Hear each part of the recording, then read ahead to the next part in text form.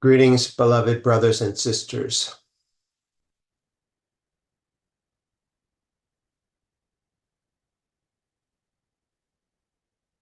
In learning about yourself, in learning who you really are, the greatest gift you are given is the existence of your brothers and sisters. It may be difficult to understand your orientation towards life, why things don't work out the way you wish they would, whatever your frustrations are. It may be difficult, other than intellectually, to understand how you are creating what you are experiencing, even if you know this to be true. But it is quite easy to see other people's dilemma, and in doing so, understand yourself a little better. This dear one has had the experience of being a marriage coach and counselor for many, many years, over 40 years. And more recently, he is seeing the gift that other people's lives are to him. Being able to interact, being able to understand where people are coming from has been such a gift.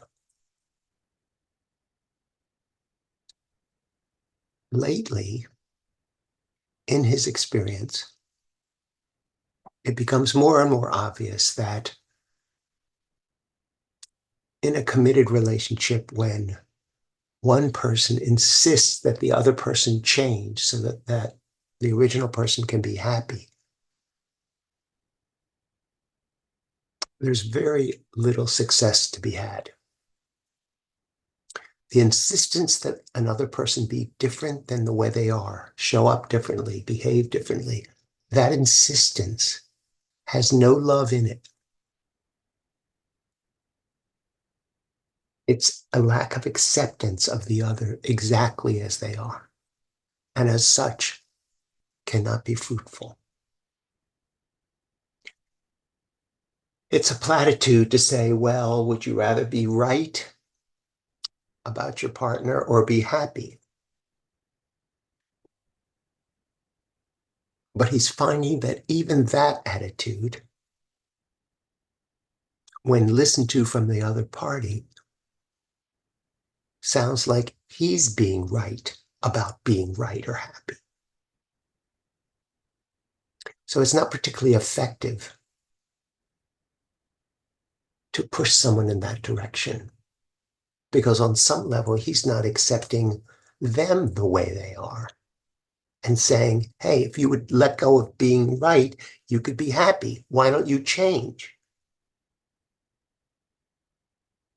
And that's no different from the partner making that same claim.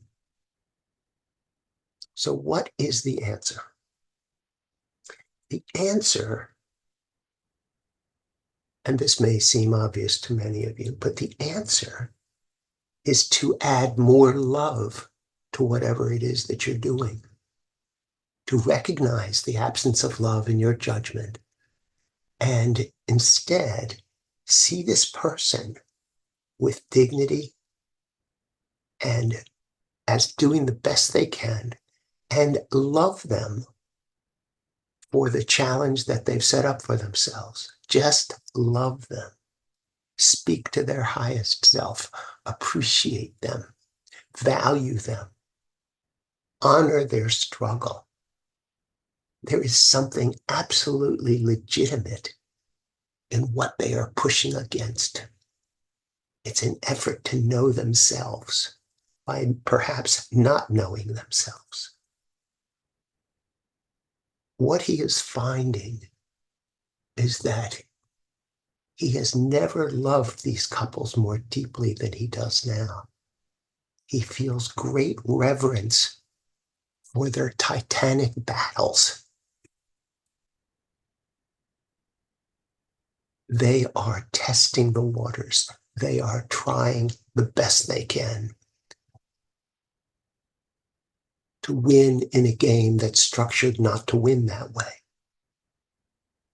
And when they've had enough of that, they may try something else, which is to choose differently, to extend love, to see love in the other, to recognize how cared for they are, and what a privilege it is to be in this, what seems like a struggle. More than ever, he is able to add more love to the whole circumstance and feel so blessed to even be involved in this conversation. And as such, the pressure to get them to change, to get them to relate better to each other is off.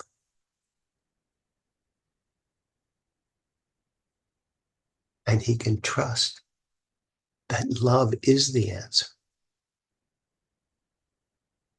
And the first answer is for him to demonstrate that by loving them unconditionally and legitimizing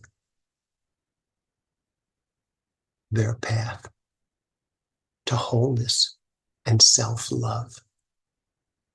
And interestingly, he's getting less resistance than ever before. They do appreciate his efforts, even as they resist them. And the whole experience feels holy. Let yourself take the people in your life that you see banging their head against the wall